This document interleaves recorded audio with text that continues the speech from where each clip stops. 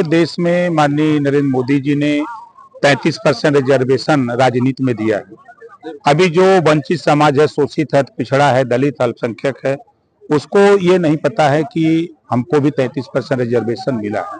तो इनको हम गांव में चौपाल लगा करके इनको इकट्ठा करके बताते हैं कि घर में जो गांव में बहू बेटियां पढ़ लिखी हैं या जो पढ़ लिख रही हैं बेटियां, उनको राजनीति में ले आओ।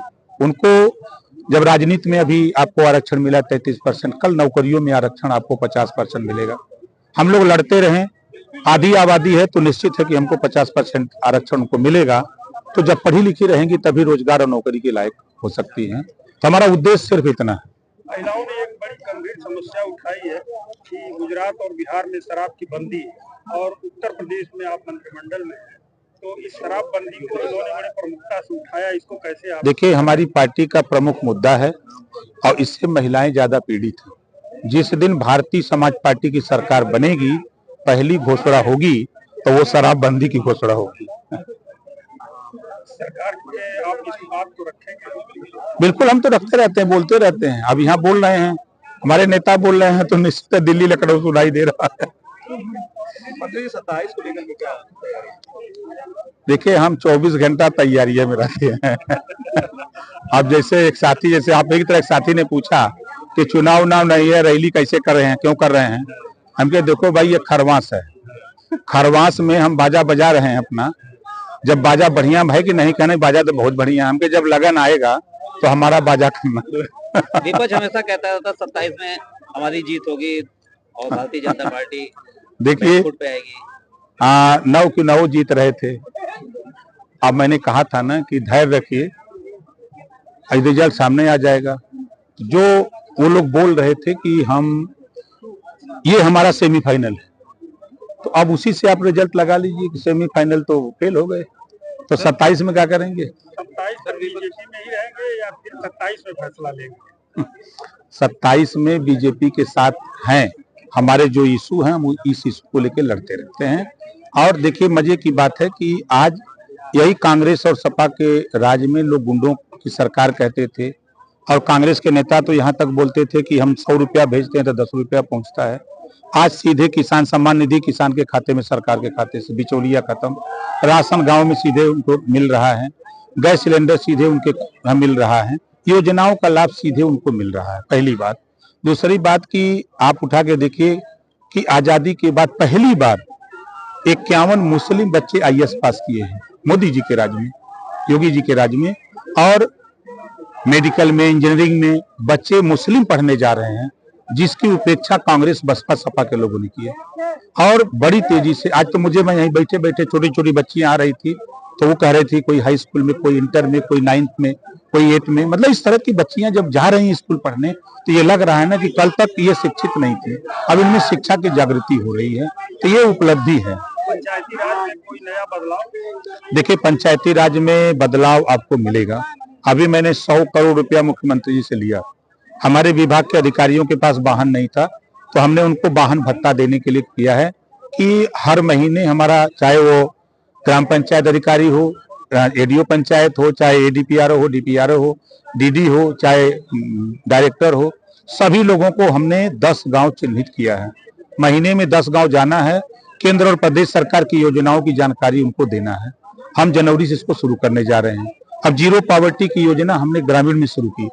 अब हर गांव से 25 परिवार का चयन, 15 लाख परिवार को हम एक साथ आवास, शौचालय, पेंशन, बिजली, रास्ता, जो भी आवश्यकता है उसको, अब फ्री शिक्षा देने जा रहे हैं 15 लाख परिवार। पंचायत चुनाव भी नजदीक है, तो उसको लेकर किस तरीके से तैयारी है? अब तैयारी तो आप देख ही रहे हैं, कहीं पे निगाहें, कहीं पे इशारा।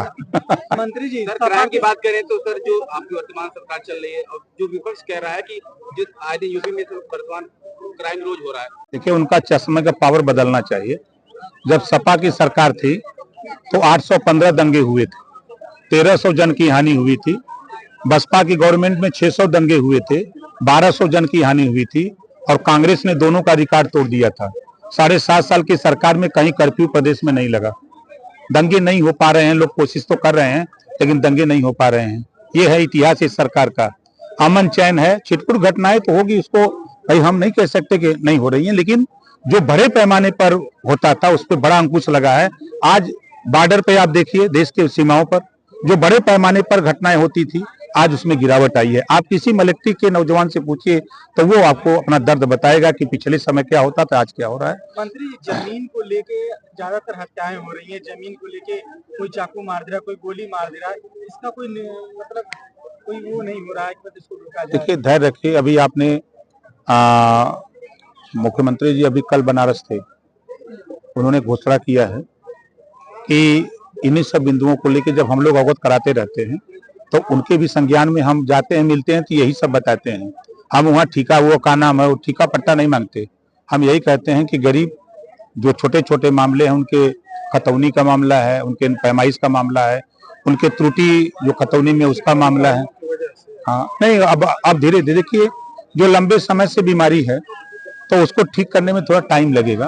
मंत्री जी, जो बांग्लादेश के हिंदू इस समय जो उनके ऊपर अत्याचार हो रहा है, उसको लेकर के भारत सरकार और आप लोग किस तरीके से उनकी मदद के लिए आपकी सरकार? देखिए, सरकार पूरी तरह उनकी मदद के लिए कटिबद्ध है और हम बांग्लादेश ही नहीं, पूरी दुनिया के लोगों को जो मोहम्मद साहब का संदेश है उसको उनको पढ़ना चाहिए। अगर वो मोहम्मद साहब को मानते हैं तो उनको पढ़ना चाहिए। उन्होंने भाईचारा मिलत का संदेश दिया है, न कि आपस में नफरत करने का। तो जो जहां है आपस में मिल करके रहे, अमन चैन से रहे, खुशहाली से रहे। इस तरह का कृत्य करने से उसको कुछ मिलता नहीं है बदनामी के सिवा। मंत्री जी, संतों को जेल भेजा जा रहा है, संतों को जिस तरीके से जेल भेजा जा रहा है, ये अपने आप में बहुत बड़ा विषय है। अच्छा, संत हो चाहे नेता हो चाहे कोई हो, अगर वो कानून के खिलाफ कोई अगर एक्शन लेगा तो कानून उनके खिलाफ भी एक्शन लेगा।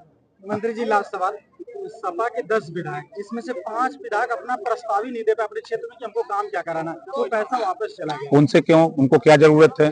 गरीबों के विषय में वो गरीबी तो देखे नहीं। मुलायम सिंह के नाम पर चुनाव जीत गए।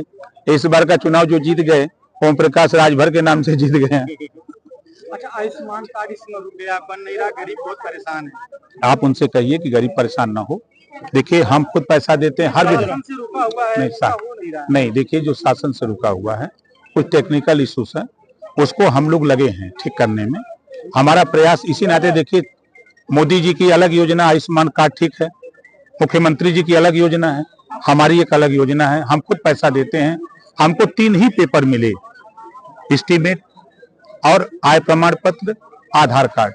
हमको अगर इमरजेंसी है तो 4 दिन में पैसा भिजवा देते हैं, अगर इमरजेंसी नहीं है तो 8 दिन में पैसा उसके खाते में हॉस्पिटल में हम भिजवा देते हैं, फ्री इलाज कराते हैं।